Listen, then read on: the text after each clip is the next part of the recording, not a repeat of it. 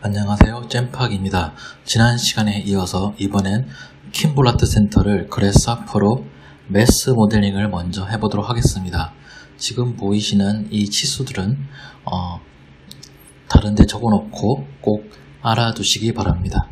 그러면 그래스하퍼로 모델링을 진행해 보겠습니다. 우선 역시 라이노와 마찬가지로 박스 형태를 만들어야 되는데, 우선은 지난번과 다르게 박스를 만들지 말고 플랜을 먼저 만들어 보도록 하겠습니다. 그래서 렉탱글로 이렇게 플랜을 불러오고 박스의 사이즈는 가로 세로 30이기 때문에 30을 이렇게 연결해 줍니다. 그러면 지금 보다시피 이렇게 정사각형 형태의 평면이 만들어졌고요. 이것을 상단으로 이동시킬 건데요. 무브를 가져올 거고요. 그래서 우리는 이 사각형을 시리즈 컴포넌트를 이용해서 여러 개의 단면을 만들 거예요. 그래서 우선 위로 움직일 것이기 때문에 Z라고 해놓을 것이고, 여기 들어가는 숫자가 만들어져야 되는데 이렇게 시리즈를 가져오고요. 6m에서 24m 사이에 단면들을 만들 겁니다. 그래서 우선 여러가지 편의를 위해서 우리가 지난 시간에 층고가 3m라고 말씀을 드렸죠. 그래서 이렇게 층고를 3m라고 말해놓고, 이게 시리즈의 스텝이 됩니다. 그리고 저층부가 6m라고 있는데 이게 두 개 층이나 뜻이죠. 그래서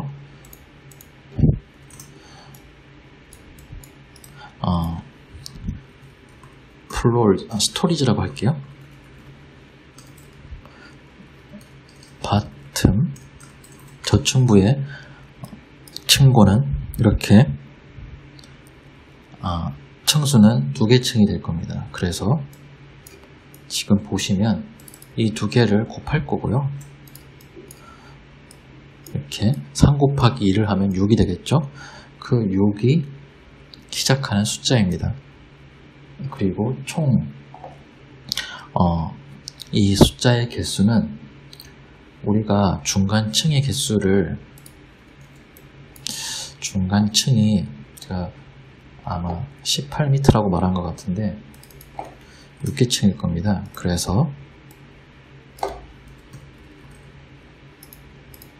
중간층의 개수고요. 이거를 그대로 입력하게 되면 단면이 하나 부족합니다. 그래서 여기에 1을 더할 거예요. 6 더하기 1을 해서 이 개수에 넣을 겁니다. 그러면 총 6, 9, 12, 15, 18, 21, 24 미터 레벨에 해당하는 숫자들이 만들어졌죠. 이걸 여기 넣으시면 이렇게 6, 12, 15, 18, 21 6, 9, 12, 15, 18, 21, 24 Z지점에 해당하는 사각형들이 만들어졌습니다. 그런 다음에 이제 뭘 해야 되냐면, 이 단면 형태를 조금씩 회전시켜서 그 꼬인 형태를 만들기 위한 단면으로 만들어야 돼요. 그러면 아무래도 로테이트를 해야 될 것 같거든요. 잠깐 살짝 이렇게 이동하시고 로테이트 컴포넌트를 불러왔습니다. 그렇죠? 그래서 이렇게 로테이트를 할 건데요. 여기서부터가 라이노와 그래스하퍼의 가장 큰 차이점이라 할 수 있겠습니다. 지금 각도도 넣을 것이고, 어느 위치가 중심 지점인지도 지정해 줘야 되는데, 일단 회전할 때 중심 지점의 위치는 아까 만들었던 사각형의 중심점입니다. 잘못 입력했죠? 네, 그래서 이렇게 에어리 해주시면은 요 처음에 만들었던 사각형의 중심 지점이 나오죠. 그래서 요 센트로이드를 P 입력합니다. 그런 다음에 이제 앵글이 관건인데요. 잠깐 이것들을 살짝 옆으로 치워놓고 앵글을 만들어 볼게요. 말씀드렸지만 이렇게 하지 맙시다. 앵글을 만들 때 45도라고 말씀드렸어요. 그리고 나중을 대비해서 뭐 한 90도로까지 온다 생각하시고 이렇게 마이너스 45에 슬라이드를 만들었습니다. 그리고 나서 이 슬라이드 마이너스 45도를 여러 등분을 할 거예요. 어떻게 할 거냐면요, 제가 레인지 컴포넌트를 불러옵니다. 레인지 컴포넌트를 불러오고요, 레인지 컴포넌트 0에서 1 사이 도메인을 몇 등분 할 수 있다를 말해주는 것이죠. 몇 등분 할 거냐면, 아까 미들 플로어 개수가 6개라고 했죠? 스톡 층수가 6등분 할 겁니다. 그래서 총 7개의 숫자가 나왔죠? 이거를 그래프 매퍼에다가 입력을 할 겁니다. 그래프 매퍼를 가져왔죠? 그런 다음에 그래프의 타입은 비지어로 할 거예요. 그래서 비지어 그래프를 가져오신 다음에 이렇게 입력하시면 지금 만들어진 0에서 1 사이의 숫자가 이렇게 표시가 되고 그에 해당하는 Y좌표가 아웃풋으로 나오는 것을 알 수 있습니다. 그럼 저는 어떻게 하느냐, 이 그래프를 당겨서 이렇게 만들어줬는데요.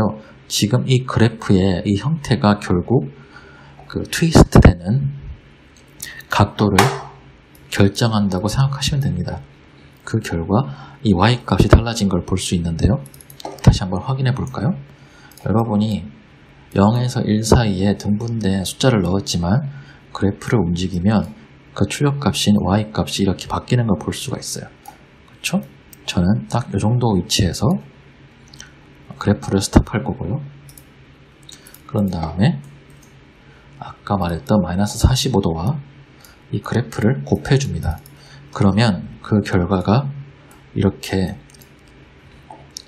0에서부터 마이너스 45도까지 점차적으로 바뀌는 숫자가 나옵니다. 그래서 이 숫자를 이 앵글에다 집어넣으시는데 넣기 전에 이 앵글에서 우클릭하시고 디그리즈를 꼭 체크해 주세요. 그래야지 얘가 파이가 아니라 일단적인 그 각도법으로 들어가게 바뀌는 거예요. 자, 이렇게 해보시고 난 다음에 이것만 보시면 단면이 점차적으로 회전하는 것을 볼 수 있죠. 이제 거의 다 끝났습니다, 사실. 그래서 이렇게 레인지와 그래프 매퍼로 완성을 하시고, 이제 할 일은 뭐냐, 아까 말했지만 로프트를 해야 된다고 말씀드렸죠. 그래서 이렇게 만들어진 로테이트 된 것을 로프트를 할 거고요. 이렇게 로프트에 넣으시면 아까처럼 꼬인 형태가 만들어집니다. 여러분이 그래프를 바뀌면 그에 따라서 로프트의 각도도 바뀌는 걸 볼 수 있어요. 하지만 제가 원하는 건 딱 이 정도의 그래프입니다. 이게 만들어졌으면 이게 이제 가운데 형태예요. 그래서 가운데 형태니까 우선 이거 놔두시고요. 그런 다음에 이 밑부분과 윗부분도 만들어야겠죠. 이렇게 로테이트 된 아까처럼 로테이트 된 요 커브들을 가지고 이 커브의 가장 끝지점, 그리고 아까 만들었던 이 사각형, 제 밑에 있던 사각형을 가지고 저층부랑 상층부를 만들 겁니다. 우선 저층부부터 만들어 보죠. 이 사각형을 익스트루드 할 거고요. 익스트루드를 이렇게 합니다. 그래서 익스트루드로 이렇게 가져오시고 Z를 가져오신 다음에 몇 미터일까요? 네, 아까 말했다시피 저층부는 3 곱하기 2 6m입니다. 그래서 이 6을 여기다가 가져오세요. 이게 저층부 만들어졌죠? 중층부, 저층부, 그 다음에 상층부도 만들어야겠죠? 상층부는 이 로테이트 됐던 커브들의 가장 마지막 커브를 가져올 건데요. 마지막 커브를 불러올 때는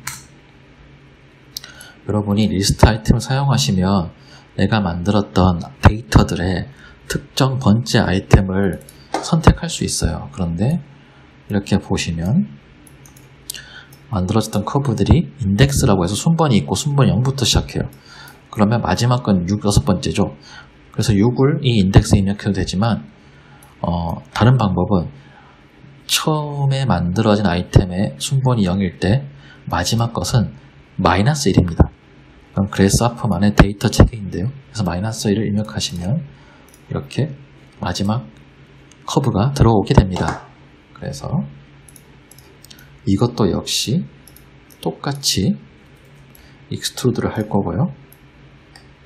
익스트루드 해야 되는데 탑 플로어가 아마 4층이었어요. 그래서 똑같이 이걸 하나 복사해 주셔서 4로 바꿔주시고 탑이라고 써줍시다.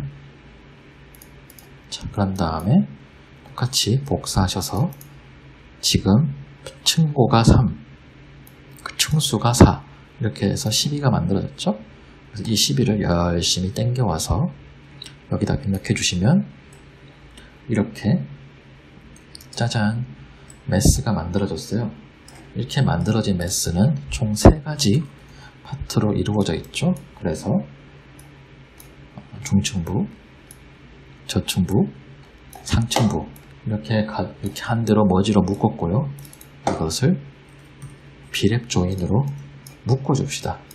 묶어줄 때는 이 B에서 항상 플랫을 해주시고요. 이렇게 묶으면 여러분 보다시피 이렇게 BIG 킴볼 센터의 매스가 완성이 되었습니다. 한번 베이크로 구워볼까요? 네, 이렇게 완성된 것을 볼 수 있어요. 이 다음에는 그래서프로 파사드 부분을 완성해 보도록 하겠습니다. 감사합니다.